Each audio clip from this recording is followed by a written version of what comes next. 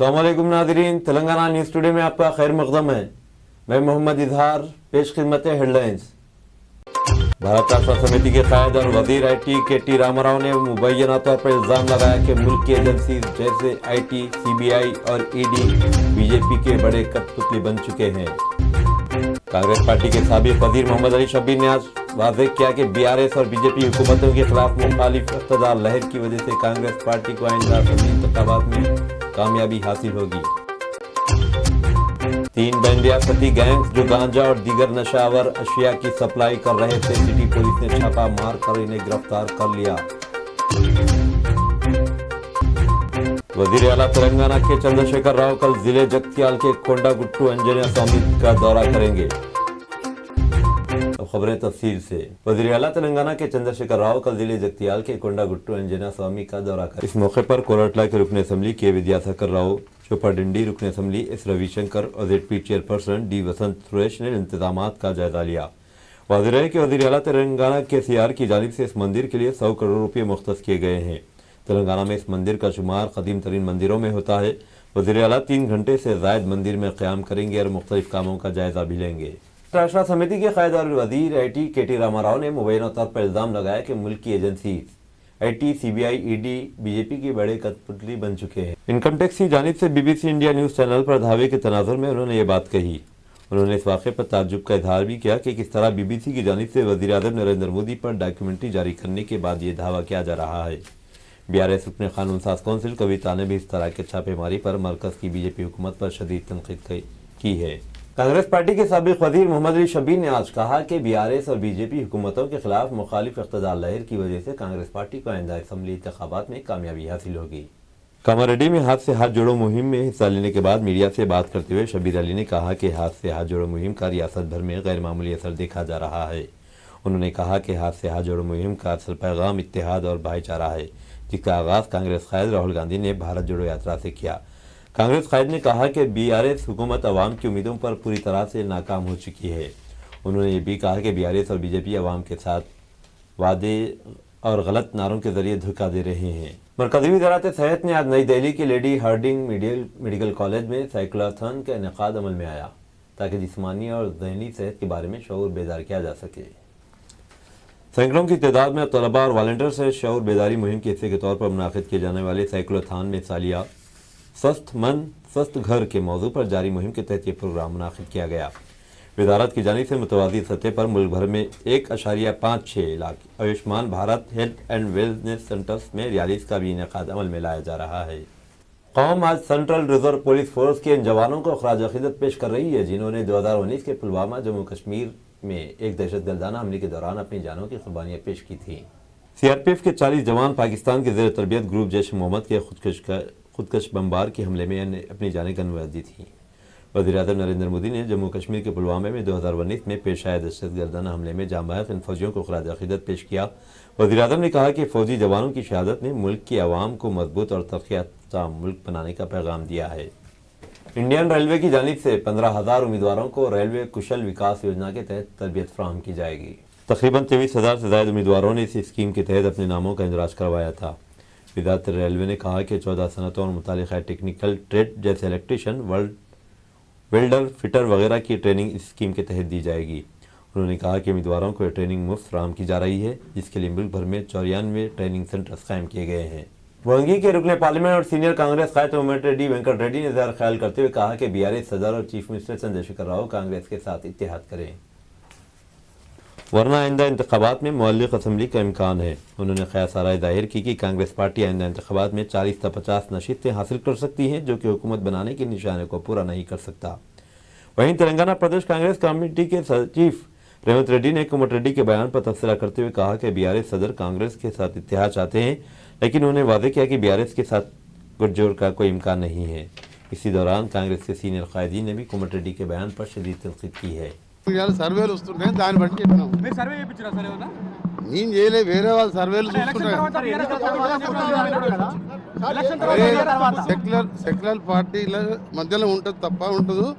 TRS తోని ఎలాంటి పొత్తుండదని రాహుల్ గాంధీ గారు చెప్పిన మాటలనే రాహుల్ గాంధీ గారు వరంగల్ చెప్పిన దాన్ని నేను రిపీట్ చేసిన। బీజేపీ వాళ్ళు దాన్ని రాజకీయం చేయాలని చూస్తున్నారు। కాంగ్రెస్ వాళ్ళు కూడా చేస్తారు. ఈ కాంగ్రెస్ వాళ్ళు నన్ను చిన్న చిన్న పిల్లలు కూడా నన్ను ఇష్టం ఉన్నట్టు వరస్ట్ లాంగ్వేజ్ తిట్టింది మీరు చూసినారు. దీన్ని కూడా అంటారు. అర్థం చేసుకునే దాన్ని బట్టి ఉంటుంది. కాంగ్రెస్ పార్టీ అయినా ఏ పార్టీ అయినా ఇప్పుడు ఎలక్షన్ జరిగితే ఈ విధంగా ఉంటుందని చెప్పిన దానికి ఎందుకు ఇంత రాద్ధాంతం చేస్తున్నా అర్థమవుతలేదు. నీ చర్యలు తీసుకున్నాను. ఇప్పుడు ఏ కమిటీలో లేను కదా. ఇప్పుడు నేను పిఎస్సి కమిటీ లేను, పిఎస్సి కమిటీలో ఏ కమిటీలు నేను ఇవాళ ఏం చేసిన గడ్కరీతోని హైదరాబాద్ విజయవాడ రోడ్డు చాలా సీరియస్ సమస్య. చాలా సమస్యలు ఉన్నాయి. అన్ని అఫీషియల్ మీటింగ్స్ జరిగినాయి. ఇది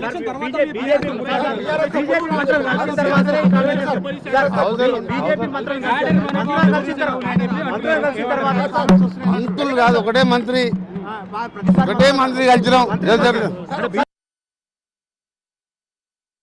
भारतीय जनता पार्टी ने आज ग्रेजुएट एंड टीचर्स हल्के जात के कानून साज कौंसिल इंतखाबात के लिए उम्मीदवारों के नामों का ऐलान किया, जो 13 मार्च को मुनाकिद किए जा रहे हैं। पार्टी की जानिब से ग्रेजुएट सीट्स के लिए आंध्र प्रदेश और तेलंगाना से 3 उम्मीदवारों का और टीचर्स के लिए तेलंगाना से 1 उम्मीदवार के नाम का ऐलान किया गया। बीजेपी ने ए वेंकट नारायण रेड्डी को महबूबनगर, करंगारेड्डी हैदराबाद नशिस्त के लिए अपना उम्मीदवार बनाया है। एमएलसी की दीगर और नशिस्तों के लिए मजीद उम्मीदवारों के नामों का ऐलान जल्द ही किया जाएगा। तेलंगाना रियासत के वजीर दाखिला मोहम्मद महमूद अली ने हज हाउस नामपल्ली में 2023 के आज़मीन हज के लिए ऑनलाइन दरखास्तों के काउंटर्स का बटन दबाकर इफ्तिताह किया। इस मौके पर सदर नशीन व हज कमेटी मोहम्मद सलीम, सदर नशीन वक्फ बोर्ड मोहम्मद मसीउल्लाह खान, सदर नशीन अखिलती मालियाती कॉरपोरेशन मोहम्मद इम्तियाज इसाक, AIMIM के रुकन assembly Jafar Hussain Meraj, executive officer Haj committee B Shafiullah, अरकान हज कमेटी सैयद निजामुद्दीन नारसंगी, मोहम्मद जाफर खान, मौलाना मीर नादिर अली रजवी दीगर मौजूद थे। वजीर दाखिला मोहम्मद महमूद अली, सदर नशीन Haj committee Mohammad Salim, executive officer Haj committee B Shafiullah ने अखबारी नुमाइंदों को मुखातिब करते हुए कहा कि तवक्को है कि इस साल 6000 से ज्यादा तेलंगाना रियासत के आज़मीन हज हैदराबाद से जिद्दा को रवाना होंगे। उन्होंने कहा कि 70 साल की उम्र वाले आज़मीन अपने खानदान के एक फर्द के साथ हज कर सकते हैं।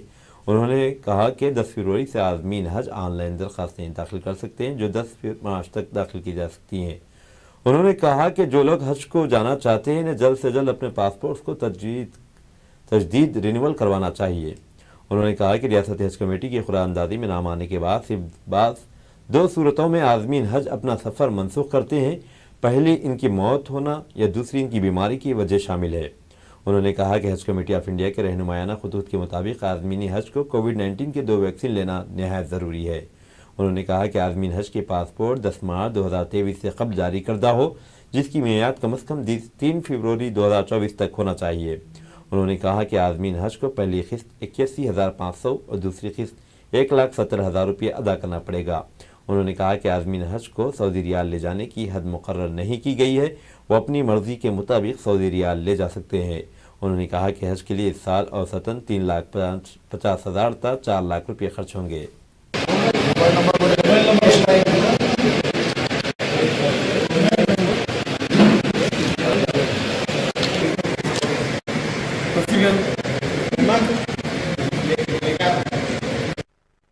शुरू किया गया है। बड़ी खुशी की बात है, क्योंकि लोग जिंदगी में सब कुछ काम करते हैं, उनकी एक ही रहता है कि कम से कम एक हज करें जो हज नहीं करे। तो हर साल की तरह इस साल भी हज कमेटी से और हज कमेटी के चेयरमैन सलीम साहब और हमारे MLA साहब जाफर हुसैन साहब, हमारे मसीउल्लाह साहब जो वक्फ बोर्ड चेयरमैन है, हमारे माइनॉरिटी फाइनेंस कॉर्पोरेशन चेयरमैन जनाब इम्तियाज साहब और हज कमेटी के जो इंतजाम हमारे सेक्रेटरी शफीउल्लाह साहब और तमाम हज कमेटी मेंबरान और तमाम मीडिया के दोस्तों, ये बहुत अहम काम होता है लोगों के लिए। बहुत लोग आखिरी उम्र में हज को जाते हैं। अल्लाह का फजल ये है कि इस मरतबा एज लिमिट नहीं रखी गई। लास्ट टाइम जो है 70 साल के बाद वालों को अप्लाई करने के नहीं था 65 साल, इस साल 70 साल रखा गया है और शायद शफीउल्लाह साहब आपको डिटेल बताएंगे। सदर तेलंगाना बीजेपी बंडी संजय कुमार ने कहा कि रियासत में बीजेपी की रोज बरोज बढ़ती मकबूलियत से केसीआर की नींद हराम हो गई है। सदर बीजेपी तेलंगाना बंडी संजय कुमार ने कहा कि रियासत में बीजेपी की रोज बरोज बढ़ती मकबूलियत से केसीआर की नींद हराम हो गई है। इन्हें कब कहाँ क्या कहना है कुछ सोच नहीं रहा है। आज यहाँ प्रेस कॉन्फ्रेंस से खिताब करते हुए उन्होंने कहा कि रियासत में BRS के दिन करीब आ चुके हैं। बीजेपी असम्बली इंतखाबात में कामयाबी हासिल होना तय है, इसीलिए केसीआर पर बुखलाहट सवार है। असम्बली में तसर्रुफ बिल की मंजूरी से कबल केसीआर की जानिब से की गई तस्वीर का हवाला देते हुए संजय ने कहा कि रियासती बजट इजलास पर वजीर आजम पर इल्जाम आयद करना अपनी नाकामियों का एतराफ़ करना है। बंडी संजय ने कहा कि चीफ मिनिस्टर ने गुज़िश्ता 8 सालों के दौरान फरामोश करदा वादों पर एक लफ्ज़ भी नहीं कहा। उन्होंने कहा कि वो केसीआर की नाकामियों से आवाम को वाकिफ कराएंगे और केसीआर और अफराद खानदान की हकीकत सामने लाएंगे। बंडी संजय ने कहा कि नरेंद्र मोदी के दौर में मुल्क का विकार ऊंचा हुआ है। मुल्क हर शोबे में तरक्की और खुशहाली की सिमत गामजन है। रियासत तेलंगाना में भी डबल इंजन सरकार का मुंतखब होना यकीनी करार देते हुए उन्होंने कहा कि बीजेपी की कामयाबी के बाद रियासत की तरक्की का नया बाब शुरू होगा। బలపడుతుంది బీజేపీ అధికారంలోకి వస్తుంది ఆయన గడిలు బద్దలవుతున్నాయి భయపడే ఇలా బీజేపీని టార్గెట్ చేసే ప్రయత్నం రాష్ట్ర ముఖ్యమంత్రి చేస్తున్నాడు మరి లేనప్పుడు కాంగ్రెస్ పార్టీ మంచిది బీజేపీ మంచిదని ఎందుకంటున్నాడు అంటే కాంగ్రెస్ కమ్యూనిస్టులు బీఆర్ఎస్ అన్ని కలిసి పోటీ చేస్తారు అనుమానం లేదు దానిలో ఎన్నికల వరకు కొట్లాడే ప్రయత్నం చేస్తారు కొట్లాడడానికి నటిస్తారు అంతే కొట్లాడినట్టు భారతీయ జనతా పార్టీ అడ్డుకోవడానికి వీళ్ళందరూ వస్తున్నారు కలిసి వస్తున్నారు వీళ్ళందరూ దండుపాలెం ముట్టాను వీళ్ళందరూ కూడా అందరు దోసుకునే వాళ్ళు ఒకళ్ళు దేశాన్ని దోసుకున్న వాళ్ళు కొన్ని రాష్ట్రాలను దోసుకున్న వాళ్ళు బీఆర్ఎస్ ఏమో తెలంగాణ రాష్ట్రాన్ని దోసుకున్నారు కానీ మోడీ అలాంటి నిజాయితీవంతమైన పాలన వాళ్ళని ప్రజలు చూస్తున్నారు కాబట్టి అటువంటి పాలన కోసం ఎదురు చూస్తున్నారు కాబట్టి తప్పకుండా 3 बन रियासती गैंग जो गांजा और दीगर नशेवर अशिया की सप्लाई कर रहे थे सिटी पुलिस ने छापा मारकर इन्हें गिरफ्तार कर लिया और 204 MDMA 110 किलो मारिजुआना और कुछ मोबाइल नकद रकम और कार जिसकी मालियत 60 लाख के करीब है जब्त की है। सिटी पुलिस कमिश्नर CV आनंद ने कहा कि तहकीकात पर पता चला कि सना खान नामी कोंडापुर की रिहायशी और IT एम्प्लॉय MDMA के इस्तेमाल और खरीद फरोख्त में मुलविस हैं। पुलिस ने पता लगाते हुए इन्हें गिरफ्तार किया है। HNU और टास्क फोर्स की तरफ से मुंबई बेस्ड गैंग्स जो नशीली दवाइयाँ यहाँ पर बांट रहे हैं लेकर आके यहाँ पर बेच रहे हैं उनको पकड़ा गया है। आप सबको मालूम है कि गोवा के जो ड्रग लॉर्ड्स हैं जो डॉन्स हैं एडविन मुरुगन डिसूजा बोरकर जैसे बड़े बड़े ड्रग किंग पिन्स जो थे उन सबको पिछले 4-5 महीने में HNU वालों ने जाकर वहाँ पर उनको पकड़कर लेकर आया और थोड़ों को हैदराबाद में पकड़ा और आज हमारे हैदराबाद के सलाखों के पीछे वो सब पड़े हुए हैं और गोवा पुलिस को भी हमने बताया है कि ये ऐसे और वहाँ पर भी सब लोग बात कर रहे हैं कि हैदराबाद का पुलिस आकर गोवा में ऑपरेट कर रहा है पर गोवा पुलिस क्या कर रहा है। इसी तरीके से तहकीकात करते हुए हमारा HNU टीम यहाँ पर एक डिटेक्शन किया है। ये डिटेक्शन सना खान एक बी बड़ी है कोंडापुर में रहती है टेक 2 क्वेस्ट में काम करती है उसको पकड़ने से इंफॉर्मेशन पर उसने काफ़ी इंफॉर्मेशन दिया कि मुंबई से कैसे किस तरीके से ये ड्रग्स का सप्लाई हो रहा है और वो बार बार वहाँ जाती है कंजम्पशन के अलावा थोड़ा एक्स्ट्रा लेकर आकर यहाँ पर उनके दोस्तों के जो ग्रुप है उसमें बेचती है। तो हर ग्राम 7,000 रुपए पर बेचना वहाँ पर 3,000 में खरीदना यहाँ 7,000 पर में बेचना। तो इससे जो इनकम आता है उससे और भी और अपना सप्लाई बढ़ा रही है। इसके साथ हर्ष महाजन एलियास राजवीर उसके साथ इस काम में जुटा हुआ है। वो भी कोंडापुर में रहता है। वो एक रेस्टोरेंट चला रहा है शेफ अंबर सारिया वो भी यही धंधा कर रहा है और उसको भी HNU वालों ने पकड़ा है और उसके बाद उनके इंट्रोगेशन में काफ़ी विषय हमको पता उसके बारे में इंफॉर्मेशन आया। उसके बाद HNU का टीम मुंबई पहुंचा। मुंबई में ये जो MDMA सप्लाई करने वाला गैंग है उस पर नज़र रखे हैं। ये पूरा गैंग जो है ये गांजा या कोकेन सप्लाई करने वाला नहीं है। ये MDMA तैयार करके उसको बेचने वाला है। तो जो इसको तैयार कर रहा है जो फैक्ट्री का ओनर है जो फैक्ट्री वो आदमी अभी हमको मिला नहीं है पर उसके बारे में हमारे पास क्लूज हैं। उसका नाम और उसके बारे में हम बताना नहीं चाहते क्योंकि वो भाग सकता है। इसीलिए उसके नीचे जो भी उसके 2IC हैं या उसके जो डेप्यूटीज हैं उन सबको हमने पकड़ा है। इसमें विकास मोहन और दिनेश मोहन 2 भाई हैं। वो मुंबई में सोलापुर से आए हैं, मुंबई नवी मुंबई में रहते हैं, PWD डिपार्टमेंट में वहाँ काम कर रहे हैं। वो लोग ये सप्लाई प्रोड्यूसर के पास ये लेकर 3 लाख में ले रहे हैं और 6 लाख रुपए पर केजी ये जावेद नाम के एक ड्रग पेडलर है उसको बेच रहे हैं।